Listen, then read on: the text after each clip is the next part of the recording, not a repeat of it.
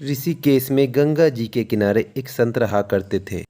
वह जन्म से अंधे थे और नित्य उनका एक ही नियम था कि वह शाम के समय ऊपर गगनचुंबी पहाड़ों में भ्रमण करने के लिए निकल जाते थे और हरि नाम का जाप करते चले जाते थे।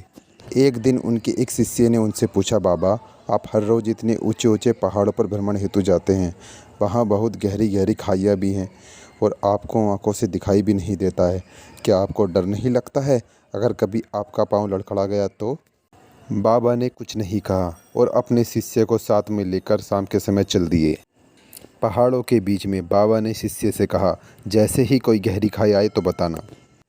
दोनों चलते रहे और जैसे ही गहरी खाई आई, शिष्य ने बताया कि बाबा, गहरी खाई आ चुकी है। बाबा ने कहा, मुझे धक्का दे दो। अब तो शिष्य इतना सुनते ही शंका में पड़ गया और उसने बाबा से कहा, बाबा, मैं ऐसा हरगिज नहीं कर सकता हूँ। आप तो मेरे गुरुदेव हैं, मैं तो अपने शत्रु को भी इस खाई में नहीं धकेल सकता। बाबा ने अपने शिष्य से फिर कहा, मैं कहता हूँ मुझे इस खाई में धक्का दे दो।